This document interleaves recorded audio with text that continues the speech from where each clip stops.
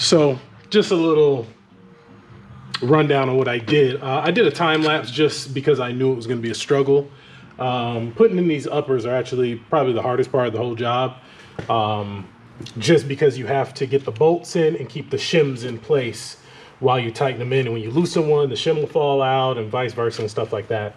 It's a little easier on the lift. What I normally do if I'm doing these on the ground, I do it from under the hood and then I put the wrench straight down to get it. But once you get the two bolts in, torque them down, and that's it for the upper control arm.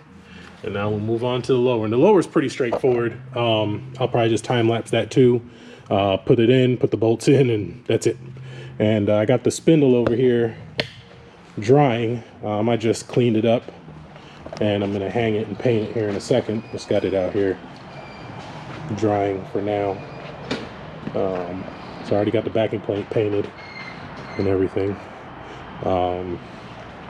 So yeah, once this dries up pretty good, I'll throw some paint on it, and yeah, it's almost done. It's almost dry. So yeah, I may just blow it off just to dry it off quicker. But all I did was use the gasoline and a metal brush. It's a little dangerous sometimes, but you just gotta take your time and get all the grease off and everything like that. So once that's done drying, like I said, I'll paint it black, and then lights on your face, sorry. We'll get the for now we'll get the lower control arm in. We will get and actually, you know what, we can actually install the lower control arm and we'll start assembling the coilover, and I'll show you how to do that. The only other thing I won't be able to show you is the sway bar end links and the sway bar, because the end links come with the new sway bar. So that's it. But once we get the spindle painted, we'll get that installed. We'll get the backing plate installed. We'll get the rotor installed with brand new inner and outer wheel bearings and wheel seals and new grease and all that. All that'll be nice and new in there. We'll get the caliper on. Coilover will be in. We'll get the caliper, get the brake line in. And that'll be it for this side. And that'll conclude the front end rebuild video part 1. And then I will work on finishing the driver side today. And then depending on how the day goes, we'll move on to the rear, and then I'll just make a second video out of that, so this video is not super long. But let me hang this thing, hit this thing with some air, dry it off, paint it, and then while it's drying, we'll start putting in the lower control arm.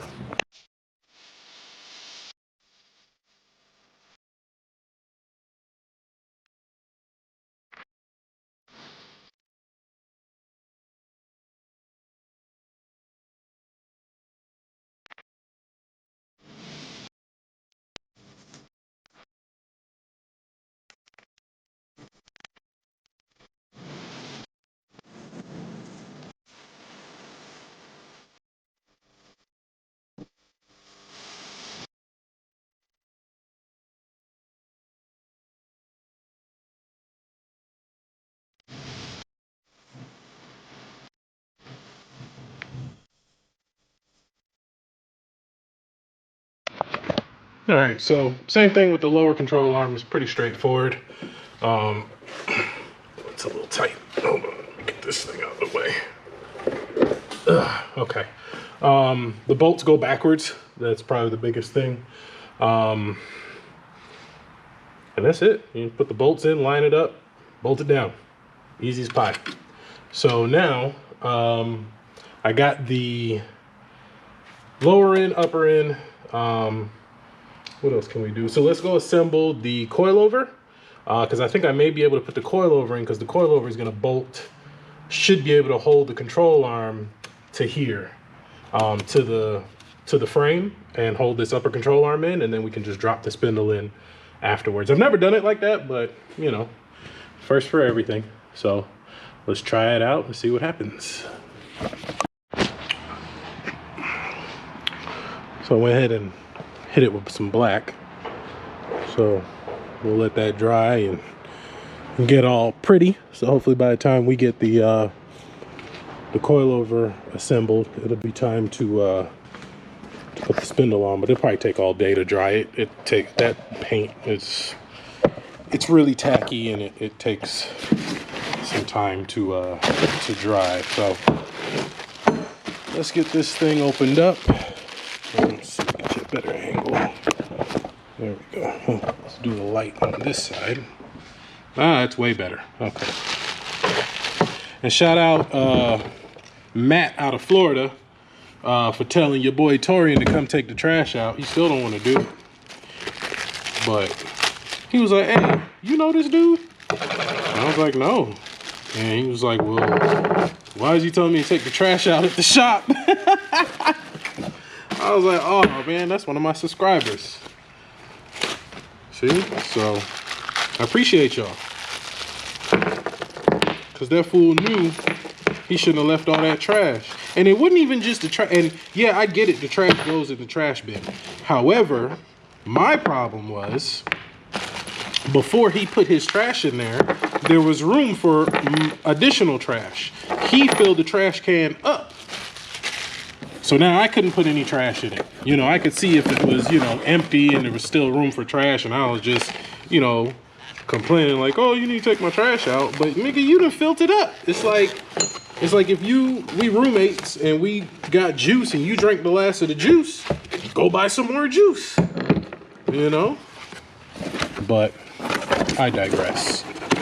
One thing QA1 is gonna do, make sure you got a lot of stickers, but nothing compared to Wilwood. You buy that Wilwood kit, you will have 4,000 Wilwood stickers. I got so many Wilwood stickers around here. It's insane. All right. So it's basically what comes in your box. So you got your adjusting ring. Then this shim goes, I think, like this. And then this slides on there, and this is the locking ring. So once you get it to the desired height, you tighten this one up to it and it locks it in place. The top of it is pretty much like any other shock. If you've done shocks in these cars before, you got your bottom thing, you got this. It goes into the control arm. Then this goes on top like that. And then this goes on top of that. And then it looks like you got two locking nuts, a big one and a small one. So I'm guessing one is again adjusting, and the other one's a locking, and then that's it. So first thing we got to do, and yeah, it looks like we don't need to transfer those clips off the bottom of the other thing, because this looks like it has its own hardware. So basically these would drop into those holes in the lower control arm, so we can actually put the lower control arm on and put this setup in the car without the spindle, and it should hold in place. So let's read the instructions. I'm gonna read them like that dude that said he could read all them pages. So yeah, I got it pretty much together on what it needs. It's pretty simple. I mean, the biggest thing is you got to make sure you put a whole bunch of anti-seize on these threads. So you know it's gonna get everywhere. It's the messiest part of this whole endeavor. Let's get this thing off here. I don't know why they would put this sticker here. Why not put it up here? Well, I guess so you have to peel this off to make sure it's, you know, whatever.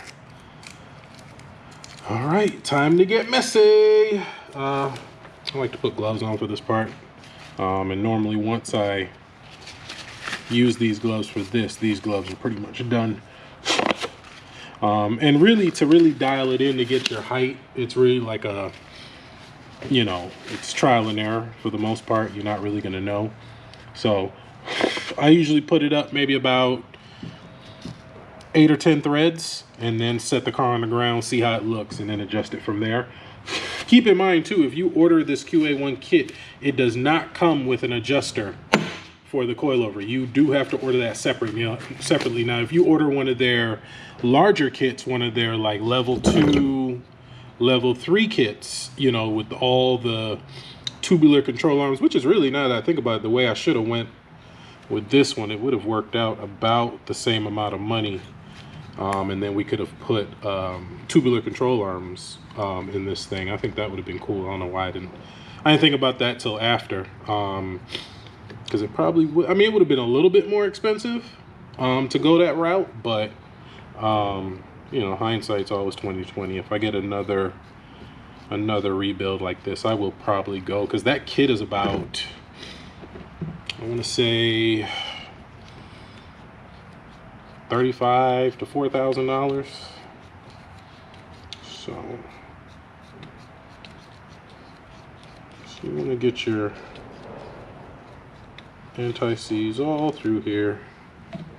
Is this on the time lapse? No. Okay.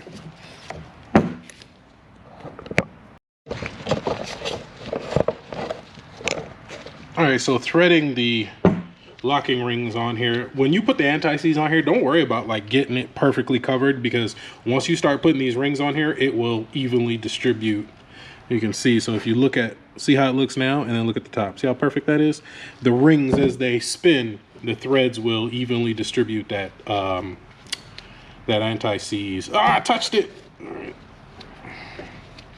It's gonna get messy. There's really no way around it.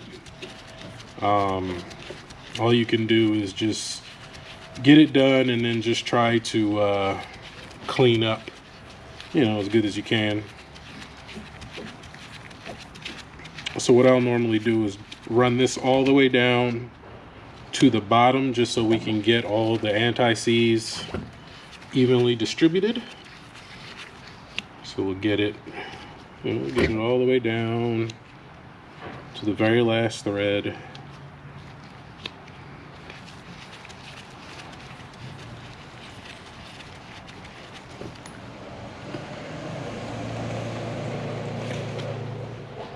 And we'll just go back up to where we want to be. So like I said, I'll normally do 8 to 10 threads in the front, about 6 in the rear. So that's 1, 2, 3, 4, 5, 6, 7, 8, 9, 10. Okay. Then the ring goes on, and they want you to put what you call it on this too. Let me see. I think there's a specific size too. Okay, so I think it's the same, you know, whatever. So you put this here.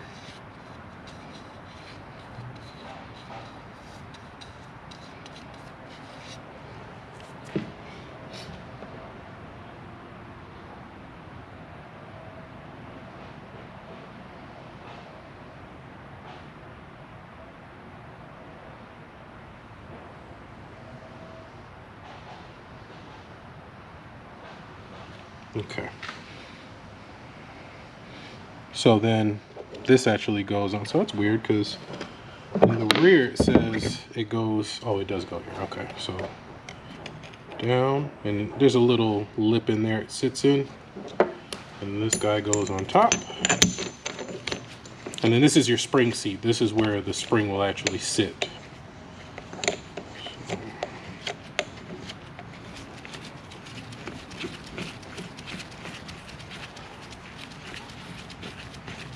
This.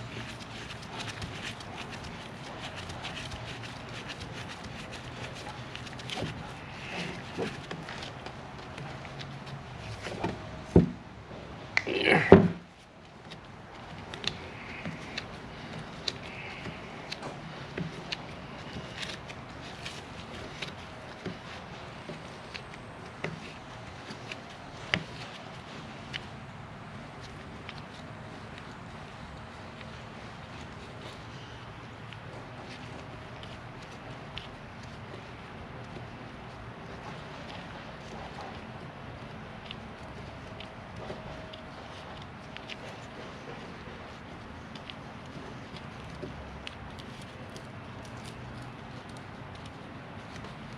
All right, so we're about there. Spring sits on top, like so. Boom. And we put it in the car.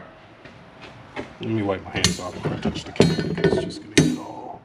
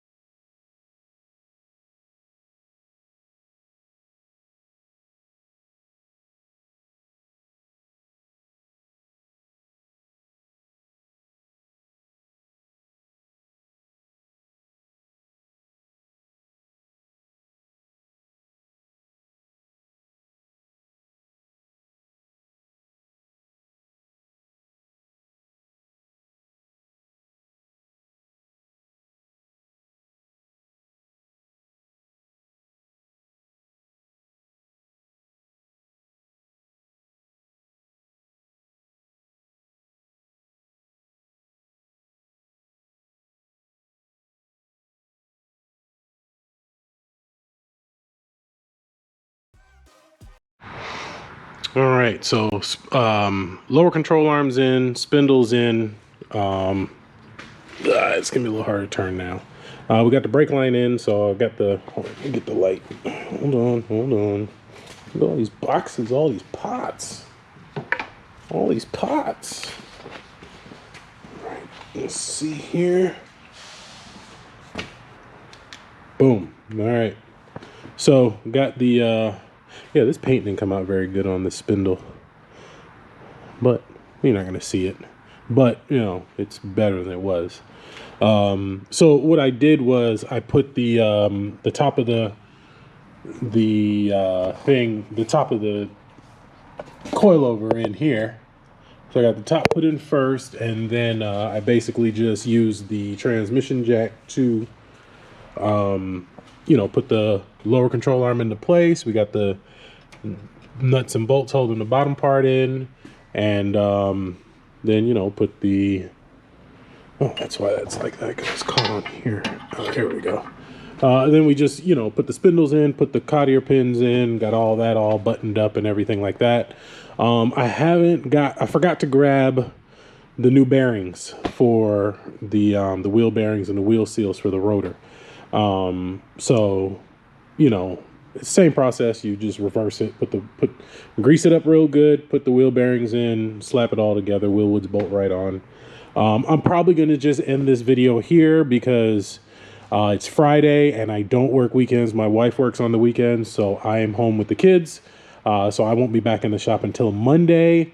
And when I'll finish this front end, and I already started tearing apart the other side. I just kind of went over and was like, well, might as well just start tearing the other side down. So it's about as far as I got on this side. But yeah, I'm going to end the video here. Part 2, I'll show the finished thing, you know, finished product. I'll pick up from here in part 2, but I want to at least get this video out and, you know, get it posted, get it edited and everything like that. So, look out for part 2 coming, sometime next week.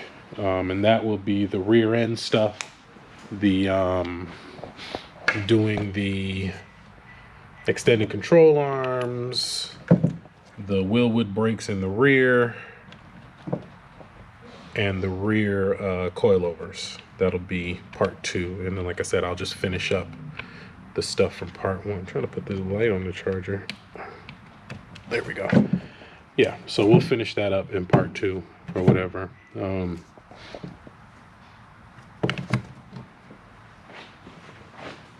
something out there.